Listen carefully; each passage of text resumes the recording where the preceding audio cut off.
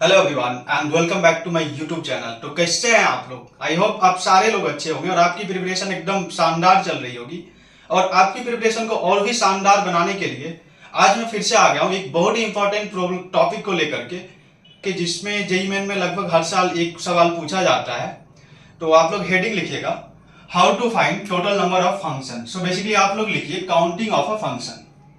तो बच्चों इस काउंटिंग ऑफ अ फंक्शन में मैं आपको ये सिखाऊंगा कि जब मान लीजिए कि आपके पास कोई दो non empty set A and set B दिया हुआ है और आपसे ये पूछा जाए कि आप from set A to set B एक फंक्शन डिफाइन कीजिए और आप मेरे को ये बताइए सबसे पहले कि टोटल कितने टाइप का फंक्शन बनेगा।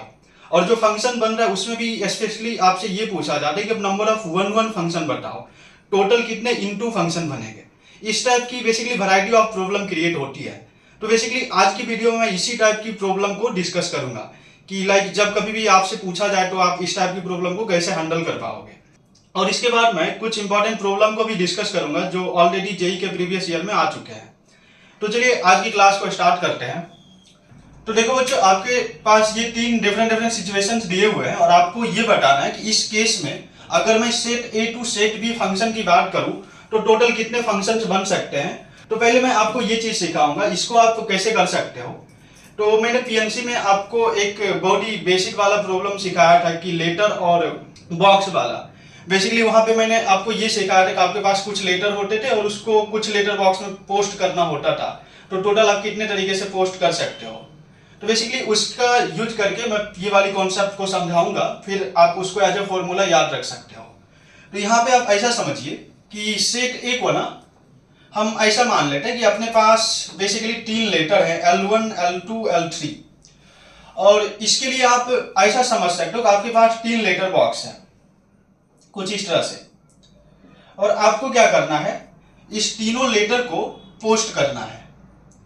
मतलब क्योंकि फंक्शन का हमारा डेफिनेशन ही होता है ना, हमारे जो सेट ए में जितने भी एलिमेंट है वो सारे ही एलिमेंट सेट बी के कुछ या फिर सारे ही एलिमेंट से यूनिकली एसोसिएट होना चाहिए, मतलब जुड़ा हुआ होना चाहिए। तो इसलिए हम जो इसको 1, 2, 3 को L1, L2, L3 से जो रिप्लेस किए हैं, तो यहाँ पे जितने भी लेटर है ना, इन सारे लेटर को इन किसी न किसी लेटर बॉक्स में हमें पोस्ट करना होगा। अब चाहे तो इन मतलब किसी भी तरह से पोस्ट कर सकते हैं, मतलब चाहे तो आप एक बॉक्स में सारे के सारे लेटर भी रख सकते हो। तो बेसिकली मैं इस लेटर 1 की बात करूं तो इसके पास क्या क्या ऑप्शन अवेलेबल है, इन तीनों बॉक्स में से किसी भी बॉक्स में जा सकते हैं। सो बेसिकली लेटर 1 को पोस्ट करने का कितना तरीका होगा, टोटल 3 तरीका हो जाएगा। अब उसी प्रकार मैं लेटर 2 की बात करूं तो लेटर 2 के पास क्या ऑप्शंस होंगे कि फिर से इसके पास तीन ऑप्शंस हो जाएंगे, क्योंकि मैंने स्टार्टिंग में ही बोला था कि आप चाहे तो तीनों लेटर को एक बॉक्स में भी रख सकते हो। तो इसका क्या होगा, इसका 3 तरीका। फिर इसी तरह इसकी बात करें तो इसका भी 3 चांस होगा, क्योंकि आप किसी भी बॉक्स में रख सकते हो, रिपीट कर भी सकते हो। इवन मान लो कि हमारा लेटर 1 फर्स्ट वाले बॉक्स में गया तो लेटर 2 के पास भी क्या चांस होगा, इसमें जाए या फिर इसमें जाए, मतलब इसका भी 3 तरीका होगा। इसी प्रकार मैं लेटर 3 की बात करूं तो इसका अगेन 3 चांस होगा। तो यहां से मैं क्या बोल सकता हूं कि 3 लेटर को इस 3 बॉक्स में पोस्ट करने का टोटल कितना तरीका होगा, इन तीनों का प्रोडक्ट बोले तो 3 to the power 3। I hope सबको ये चीज समझ में आ रही होगी। और इसी प्रकार अगर आप ये चीज समझ पा रहे हो तो हमारा दूसरा केस में क्या आंसर होगा, आप इसी तरह से इसको समझ के इसका आंसर बता सकते हो। तो देखो बच्चों, यहाँ पे क्या हो जाएगा, यहाँ पे अगेन आपके पास 4 लेटर हो जाएगा और 3 ही लेटर बॉक्स होगा। तो अभी क्या होगा, जो हमारा ये जो 4 लेटर होगा यहाँ पे आप ऐसा समझ सकते हो L1, L2, L3, L4। तो इसको इस 3 लेटर बॉक्स में पोस्ट करने का क्या तरीका होगा, सबका फिर से क्या होगा, सबके पास 3 चांस होगा। इन तीनों में से किसी में भी इसको हम रख सकते हैं। तो इसका क्या तरीका होगा, 3। इसकी बात करें तो इसका भी 3 और इसका बात करें तो फिर से 3, मतलब बेसिकली सबके 3 चांस है। तो यहां से मैं टोटल तरीका की बात करूं तो क्या हो जाएगा, इन सब का product according to rule of multiplication. So यहां से हम लोग क्या बोल सकते, 3 टू द पावर 4। और इसी प्रकार इसकी बात करें तो अभी क्या है, अपने पास जो है हमारा लेटर बॉक्स वो ज्यादा है, मतलब हमारा क्या है 4 लेटर बॉक्स है और लेटर कितना है, 3 ही लेटर है। बेसिकली सेट ए में जो एलिमेंट है उसको मैं लेटर से रिप्रेजेंट कर रहा हूं, सेट बी के एलिमेंट को लेटर बॉक्स से। तो अभी देखोगे ना, इस लेटर 1 को पोस्ट करने का क्या तरीका है, 4 तरीके। इन 4 बॉक्स में से कहीं भी डाल सकते हैं। तो इसका 4 हो जाएगा, इसकी बात करें तो इसका फिर से 4 होगा। इसी तरह मैं इसकी बात करूं तो इसका फिर से 4 तरीका हो जाएगा। और यहाँ से टोटल तरीके की बात करूं तो ये क्या हो जाएगा 4 टू दी पावर 3। तो यहाँ से आपको एक पैटर्न ऑब्जर्व हो रहा होगा कि आप सारे ही केस में देख सकते हो कि हमारा जो सेट बी में जो एलिमेंट है ना, यहाँ पे आपको दिख रहा होगा वो पहले आ जा रहा है और इधर जो सेट ए का जो एलिमेंट है वो उसके पावर में चला जा रहा है। तो इस चीज को मैं जनरलाइज करके बोलूं तो मैं क्या बोल सकता हूं कि हमारा जो टोटल नंबर ऑफ फंक्शन होता है ना, मतलब इधर पे जो इसको क्या बोलते हैं, बेसिकली हम इसको क्या पूरा को कोडोमेन बोलते हैं और इस वाले पार्ट को क्या बोलते हैं, डोमेन बोलते हैं। तो हम यहाँ से टोटल नंबर ऑफ फंक्शन को कुछ इस तरह से डिफाइन कर सकते हैं ना। मैं अगर टोटल नंबर ऑफ फंक्शन की बात करूं तो ये क्या हो जाएगा, इसको हम लोग कुछ ऐसा लिख सकते हैं number of element in codomain और इसका पावर क्या, number of element in domain. तो देखो बच्चों, मैं अगर जनरल केस की बात करूं तो आपके पास कोई नॉन इंफिनिटी सेट ए है जिसमें टोटल m एलिमेंट्स है और दूसरा नॉन इंफिनिटी सेट बी है जिसमें टोटल n एलिमेंट्स है और हम लोग सेट ए टू बी एक फंक्शन डिफाइन कर रहे हैं। तो मैं आपसे ये पूछ रहा हूं कि टोटल नंबर ऑफ फंक्शन बताओ from set A to set B.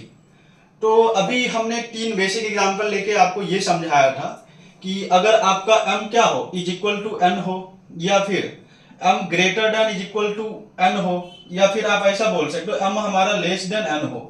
तो इन तीनों ही केस में हमने क्या देखा था कि इधर पे जितने भी एलिमेंट होते हैं, लाइक इसके बी जो कोडोमेन में जितने भी एलिमेंट होते हैं, जैसे यहाँ की बात करूँ तो n एलिमेंट्स है, तो इसका पावर सिंपली क्या होता है, डोमेन के टोटल नंबर ऑफ एलिमेंट्स। इसीलिए मैंने ये वाला रिजल्ट को भी यहाँ पे लिखा था। तो यहाँ से मैं क्या बोल सकता हूँ, जब कभी भी आपसे ये पूछा जाए total number of a function from set A to set B, तो आपका सिंपल से आंसर क्या होना चाहिए, इसमें जितने एलिमेंट है और इसमें जितने एलिमेंट है, बेसिकली जितने भी कोडोमेन में एलिमेंट है उसका power total number of domain का एलिमेंट। तो यही बेसिकली क्या होता है, अपना टोटल नंबर ऑफ फंक्शन होता है। ये तो बेसिक बात हो गई। अब आप ऐसा सोच लो, इसी में मैं आपसे ये पूछूं कि आप हमें total number of constant function बताओ। तो देखो बच्चों, कांस्टेंट फंक्शन क्या होता है कि जैसे मैं आपको एग्जांपल से समझाने की बात करूं तो जैसे ये कुछ हो गया, मैं जैसे मान लो ऐसा मैंने कुछ ड्रॉ कर दिया, तो आप x का कुछ भी इनपुट वैल्यू लोगे, लाइक हर एक इनपुट वैल्यू पे देखोगे तो आपका सेम ही ये वाला वैल्यू मिलेगा हर एक केस में। तो इसको वेन डायग्राम में हम लोग कुछ इस तरह से समझ सकते हैं ना, जैसे मान लो ये आपका सेट ए है, इसमें ये सब कुछ एलिमेंट दिया हुआ, ये दूसरा सेट बी है, इसमें ये सारे एलिमेंट है। अगर आपका कांस्टेंट फंक्शन होगा तो 1 पे सपोज आपका आउटपुट ए आ रहा है, तो बी पे भी आपका 2 पे भी आपका आउटपुट क्या आएगा, सेम ही आएगा। इसी तरह 3 की बात करूं तो फिर से सेम आउटपुट आएगा। मतलब यहाँ पे जितने भी एलिमेंट हो गए सारे पे ही आपका क्या आएगा, सेम आउटपुट आएगा। तो लाइक यहाँ से क्या बोल सकते हैं, जब मान लो इस केस में आपसे total number of constant function बोला जाए तो आप क्या बता सकते हो, इस सेट बी में जितने भी एलिमेंट है उनमें से कोई भी एक एलिमेंट को आप जितने तरीके से सेलेक्ट कर सकते हो ना, वही क्या होगा, टोटल नंबर ऑफ फंक्शन बताएगा, मतलब कांस्टेंट फंक्शन। जैसे मैं इस केस की बात करूं तो यहाँ पे क्या है, total n number of elements है, तो यहाँ पे टोटल कितने कांस्टेंट फंक्शन हो जाएंगे। तो आप सिंपली यहाँ से ये बोल सकते हो nc1 बोले तो n। सो जब कभी भी आपसे total number of constant function की बात करें तो आपका आंसर ये होना चाहिए n, और टोटल नंबर ऑफ फंक्शन की बात करें तो क्या हो जाएगा n to the power m, मतलब जितने भी आपके कोडोमेन में एलिमेंट है उसका power total number of domain का एलिमेंट। तो बेसिकली मैंने आपको ये बताया कि टोटल नंबर ऑफ फंक्शन हम लोग कैसे कैलकुलेट करेंगे। आइए अब हम लोग इस पे बेस्ड कुछ इंपॉर्टेंट डॉटिंग प्रॉब्लम को सॉल्व करते हैं, फिर इसके बाद हम लोग ये सीखेंगे कि कैसे total number of 1 1 many 1 on 2 ये सारे फंक्शन कैसे निकाले जाते हैं। तो आइए हम लोग प्रॉब्लम को देखते हैं। आपका फर्स्ट प्रॉब्लम कुछ इस तरह से है। देखो बच्चों, ये वाली प्रॉब्लम है, आप लोग इसे खुद से सॉल्व करने की ट्राई कीजिए, और जिनसे हो जाए आप हमें कमेंट बॉक्स में इसका आंसर टाइप करके बता सकते हैं, और जिनका नहीं हो पा रहा है वो लोग हमारे साथ सॉल्व कीजिएगा। तो देखो, अभी जो मैं डिस्कस कर रहा था वहां पे क्या था, सिंपली आपके पास 2 नॉन इंफिनिटी सेट दिए हुए थे और आपसे ये पूछा जा रहा था कि सेट ए से सेट बी में टोटल कितने फंक्शंस बनेंगे ये बताओ।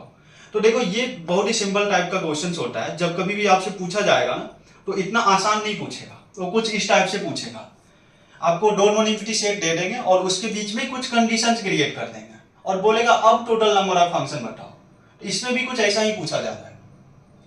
तो आइए इसको सॉल्व करने के पहले मैं थोड़ा ये वाली जो इन्फॉर्मेशन दिया हुआ है इसको मैं लिख लेता हूँ। तो यहाँ पे क्या दिया हुआ है कि आई का जो वैल्यू है ना, मैक्सिमम क्या ले सकते हैं, 1 और 2, इससे ज्यादा हम नहीं ले सकते हैं। तो जब हम लोग आई को 1 रखेंगे तो ये क्या हो जाएगा, आई प्लस 1 मतलब 2 हो जाएगा। तो ये आपका क्या हो जाएगा, fx2 और माइनस fx1, इन दोनों का डिफरेंस 2 होना चाहिए।